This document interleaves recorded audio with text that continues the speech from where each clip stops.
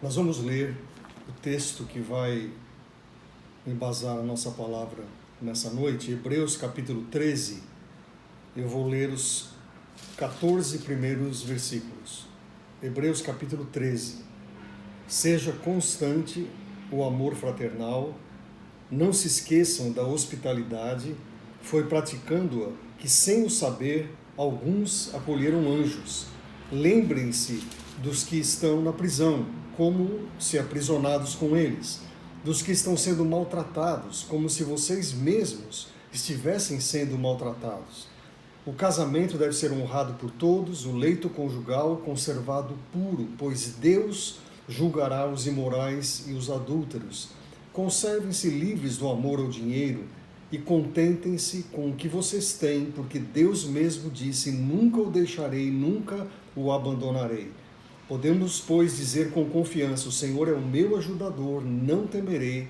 O que me podem fazer os homens? Lembrem-se dos seus líderes que lhes falaram a palavra de Deus. Observem bem o resultado da vida que tiveram e imitem a sua fé. Jesus é o mesmo ontem, hoje e para sempre. Não se deixem levar pelos diversos ensinos estranhos. É bom que o nosso coração seja fortalecido pela graça e não por alimentos cerimoniais, os quais não têm valor para com aqueles que os comem. Nós temos um altar do qual Deus não tem direito de comer os que ministram no tabernáculo. O sumo sacerdote leva sangue de animais até o Santo dos Santos, como oferta pelo pecado, mas os corpos dos animais são queimados fora do acampamento. Assim Jesus também sofreu fora das portas da cidade para santificar o povo por meio do seu próprio sangue. Portanto, saiamos até ele fora do acampamento, suportando a desonra que ele suportou. Finalmente, verso 14. Pois não temos aqui nenhuma cidade permanente, mas buscamos a que há de vir. Provavelmente você já teve essa experiência. Você compra uma televisão, você compra um micro-ondas, algum desses aparelhos novos, ou mesmo um computador, e você abre a caixa e de repente você já começa a fazer a instalação sem olhar o manual do proprietário. Isso acontece também com um carro novo, muitas vezes. Nós temos essa tendência de usar algumas coisas sem olhar o manual. Algum tempo atrás foi feita uma pesquisa na Austrália que mostrou que cada 4 pessoas que compram um aparelho novo, apenas uma leem o manual. Por que eu estou dizendo isso? A gente vai falar sobre a igreja durante esse mês. E muitas vezes nós temos a ideia de que conhecemos e sabemos o que é a igreja. Mas realmente sabemos? Você se lembra de um trecho do livro de Apocalipse, capítulo 3, verso 20, que diz assim: eis que eu estou à porta e bato. Se alguém ouvir a minha voz e abrir a porta, eu entrarei em sua casa, cearei com ele e ele comigo. E nós sempre aplicamos essa passagem, de alguma forma, para uma pregação evangelística. Na verdade, essa passagem é a visão que Jesus dá a João a respeito da igreja de Laodiceia. E ele está de fora da porta da igreja. E ele não está dentro da igreja. E o que a gente precisa perceber é que quando Jesus está do lado de fora da porta da igreja, ele não está fazendo parte da igreja. E é exatamente isso que Jesus está querendo dizer assim. Por que eu tenho que bater na porta para poder entrar? E eu queria, nessa noite, dizer para você algumas coisas do que realmente é a igreja, fundamentado nesse texto do autor de Hebreus, capítulo 13. Logo de antemão, dizer para você o que a igreja não é, para você ficar com isso muito bem claro em sua mente. A igreja não é uma ONG, não é uma prestadora de serviço do terceiro setor. A igreja não é um prédio. A gente fala que a igreja é aquele prédio, mas a igreja não é um prédio. A igreja não é uma organização que tem um perfil ideológico, político, ela não tem essa característica. ela não é um grupo de pessoas que se reúne para viver melhor, para se juntar, para conversar, para ter reuniões apenas. A igreja de Jesus é uma igreja que reúne o povo de Deus e tem um objetivo: fazer com que o nome de Cristo seja conhecido. É esse grupo de pessoas esse grupo que foi lavado pelo sangue de Cristo que vai e leva essa mensagem. Por quê? Porque Jesus disse isso: assim como o Pai me enviou, eu também vos envio. Então, falar sobre a natureza da igreja é falar sobre a missão que essa igreja tem. O problema é que, como eu acabei de falar do texto de Apocalipse capítulo 3, nós fechamos a porta e nos reunimos dentro de um lugar. E Jesus está do lado de fora da porta, chamando para a gente vir para fora, para a gente se reunir e sair. Mas nós fechamos a porta e Jesus não consegue entrar. Então, o texto de Hebreus capítulo 13, queria que você olhasse lá na sua Bíblia, versículos 12 e 13, diz: Jesus também sofreu fora das portas da cidade, para santificar o povo pelo seu próprio sangue. E depois o autor diz: nós temos que sair também, levando o seu vitupério. Então a igreja, quando a gente começa a pensar nessa natureza da igreja, a igreja tem que ser missionária. É a natureza dela. Ela foi pensada, idealizada por Deus para cumprir a missão que é dele. Então nós não estamos muito ligados, uma igreja missionária, a projetos, mas a pessoas. Por quê? Porque os projetos não têm sentimento.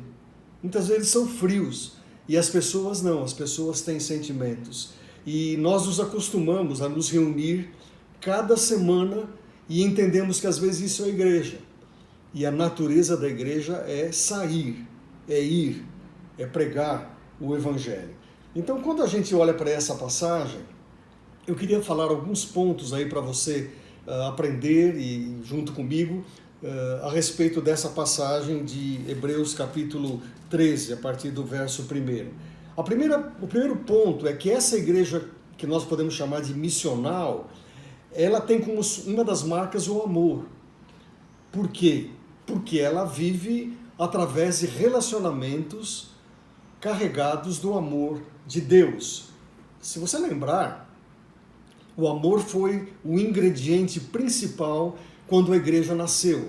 E nós temos registrado todo o relato no livro de Atos, pelo nosso irmão Lucas. E diz que eles se dedicavam ao ensino dos apóstolos e à comunhão, e ao partir do pão. E eles estavam sempre unidos, e eles tinham tudo em comum. Interessante. E por que isso acontecia? Porque era uma igreja de Jesus. E Jesus havia dito que um novo mandamento ele estava nos dando: amem-se uns aos outros assim como eu vos amei.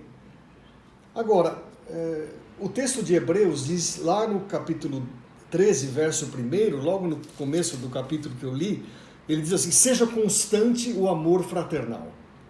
Prestou atenção? Constante. É claro que os dias que nós vivemos, de uma pós-modernidade, de uma profunda secularização, a melhor coisa que existe para o ser humano é viver para ele mesmo e viver feliz. Ele não se preocupa tanto em cuidar do próximo, ele quer mais viver bem. Então nós perdemos essa característica da igreja missionária, que é amar. Mas não amar tão somente aqueles que já têm a fé em Cristo, mas especialmente aqueles que não têm a Jesus. A nossa própria teologia, de um tempo para cá, ela preconiza o amor a si mesmo. Os nossos cânticos, todos eles, se você prestar atenção, boa parte deles começa com a primeira pessoa do singular, eu. Né? Então, eu adoro, eu recebo, eu que estou cantando, mas não tem mais aquele sentido de amor uns para com os outros. A bênção de Deus é para você. A mensagem, quando muitos pregam, é: você vai receber a bênção. Mas aí a gente fica perguntando: a bênção é só para a pessoa? E os relacionamentos? O texto diz aqui que a igreja precisa ter o amor fraternal. O texto nos diz também que nessa área de relacionamentos precisa haver a hospitalidade. Diz o texto sagrado: não se esqueçam da hospitalidade, porque foi praticando a hospitalidade sem saber que muitos receberam anjos. Possivelmente você já teve essa experiência de receber pessoas em casa e de repente então essas pessoas se tornam anjos dentro do seu lar. Mais do que isso, o relacionamento tem que alcançar os que sofrem. A palavra de Deus diz: lembre-se dos que estão na prisão, como se vocês estivessem com eles lá, né? Como se fossem maltratados, como eles estão sendo maltratados. Então, irmãos e irmãs, a igreja missional é uma igreja de relacionamentos. O grande perigo é a gente se relacionar somente com gente que já foi lavado pelo sangue de Jesus. A proposta é a gente se relacionar com pessoas prioritariamente não cristãs. A igreja cresce e deve se desenvolver com pessoas que ainda não fazem parte do reino de Deus. Uma segunda lição fala sobre um tema que você pode pensar, mas isso não diz respeito a mim. Mas preste atenção. O texto fala que a liderança da igreja, ela não pode ser gerencial, mas ela precisa ser missional. Por que eu estou falando isso? Porque o texto sagrado, ele fala, lembrem-se, versículo 7, se você olhar aí na passagem, diz assim: lembrem-se dos seus líderes que lhes falaram a palavra de Deus. Observem bem o resultado da vida que tiveram e imitem a sua fé. Está falando aqui da liderança da igreja. E a liderança da igreja, ultimamente, ela tem buscado pessoas que fazem bons projetos, que criam planejamentos, que pensam naquilo que pode acontecer, e eles estão sempre bolando algum evento, alguma coisa que pode, quem sabe, fazer bem para as pessoas. O texto diz alguma coisa muito importante. Primeiro, quem são esses líderes de uma igreja missional? Eles pregam a palavra. Eles pregam a palavra de Deus. Então não é só aquela pessoa sábia que tem espírito de liderança, que sabe dirigir um grupo, essas coisas são importantes. Mas é crucial que essas pessoas preguem a palavra, mas não somente isso, elas vivam. O texto diz que eles devem ser aqueles que têm vida a partir da palavra de Deus. Um escritor muito antigo, Tozer, ele diz o seguinte: nós não temos o dever de seguir ninguém que não tenha a marca da unção em sua cabeça. Incrível isso. Nós não precisamos seguir pessoas, líderes que não têm essa marca. Qual é a marca da igreja missionária? Líderes que pregam e amam a palavra e vivem a palavra. Terceiro ponto. Uma das marcas dessa igreja é que ela preza, ela vive, ela quer crescer no conhecimento da palavra de Deus. O texto sagrado diz no versículo 9. Irmãos, eu gosto de pregar expositivamente, eu vou versículo por versículo, e aí você vai acompanhando aí na sua Bíblia. Versículo 9 diz assim, capítulo 13: não se deixem levar pelos diversos ensinos estranhos. É bom que o nosso coração seja fortalecido pela graça e não por alimentos cerimoniais. Bem, o que está acontecendo aqui? Havia acontecido algo com os cristãos hebreus. Provavelmente eles haviam acrescentado alguma coisa ao evangelho, provavelmente algum alimento. Era necessário ter algum alimento no ritual dentro do evangelho. Ora, isso não faz sentido. Não faz sentido porque o evangelho é o evangelho de Jesus, nada mais precisa ser acrescentado.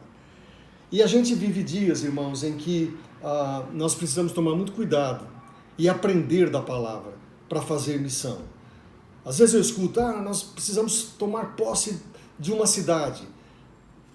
Mas se a gente não evangelizar, não vai resolver. Não adianta declarar que nós vamos tomar posse de uma cidade. Você é a bênção de Deus. Deus vai abençoar você.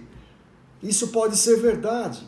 Mas você tem que primeiro abençoar os outros para ser abençoado. É a proposta que Deus fez quando levantou Abraão. Deus quer que você seja próspero. Deus pode, de alguma maneira, enriquecer você com muitos recursos. Para quê? Para que você possa ofertar, para que você possa abençoar outras pessoas e não para ser próximo para você mesmo. Então, essas teologias estranhas, até hoje, elas entram na igreja. E sabe o que elas fazem? Elas minam a obra missionária. Por quê? Por uma simples razão. A bênção é pessoal. E se você está pensando numa igreja para você, você não está pensando numa igreja missionária. Então nós temos que tomar muito cuidado e aprender da palavra. Pastor Paulo Romero é um homem de Deus, já escreveu alguns livros, é um apologeta, ele chegou a dizer num dos seus livros, e eu não duvido, que existem evangélicos que dão o dízimo para LBV. Sabe o que é LBV? Legião da Boa Vontade. Não tem nada a ver com evangélicos. E pessoas dão dinheiro, crentes. Tem crentes que estão usando as revistas Despertar, Sentinela, dos Testemunhos de Jeová em escola dominical. Tem igrejas que têm chamado missionários mormons para pregar. Ele afirma isso. E por que acontece isso? Porque os crentes não se dedicam à palavra. E o texto aqui diz no versículo 9, não se deixem levar pelos diversos ensinos estranhos. Não se deixem levar. E eu quero falar mais uma coisa para você nessa noite. É que essa igreja missional, ela tem como uma das suas marcas servir fora da porta. Fora da porta. E o texto que eu li para você, eu quero relembrar, no versículo 12, diz que Jesus sofreu fora das portas da cidade para santificar o seu povo com o seu próprio sangue. Você prestou atenção no que está escrito aqui? Irmãos, só para lembrar um pouco o que acontecia nos dias do Velho Testamento, o sumo sacerdote, para ele permitir que houvesse a expiação do pecado, ou dos pecados do povo, ele tinha que sair fora do templo. Ele precisava ir para um lugar fora dos portões da cidade de Deus. Por quê? Porque o pecado era algo, e ainda é, tão incrivelmente oposto a Deus, que isso precisava ser feito fora, longe, fora das portas. E quando Jesus foi morto, só para fazer uma comparação para você entender melhor, eles escolheram o Gólgota, para que ali ele fosse crucificado, e o Gólgota ficava fora da cidade. Aliás, o Gólgota era o lugar dos leprosos. E diz a história que quem chegasse perto de lugares onde os leprosos estavam, as pessoas gritavam, sai fora, vai embora, não fique aqui. E Jesus então faz o sacrifício dele fora da porta. E eu queria que você começasse a pensar se nós somos como igreja, uma igreja dentro ou fora das portas. Eu quero que você pense muito bem nisso, porque a natureza da igreja de Jesus é repercutir o evangelho fora das portas. De que maneira? Levando o vitupério, levando a cruz de Jesus, falando do amor de Deus. É por isso que a igreja existe. Por que nós temos tantas barreiras, irmãos, para nos tornarmos uma igreja missionária? Para que dessa igreja saiam missionários. A palavra de Deus diz que é a igreja que tem que ser fora das portas. Nós fomos ensinados, muitos de nós, quando nos convertemos, a viver dentro desses espaços que nós chamamos de templo. Fomos ensinados a agir dessa maneira.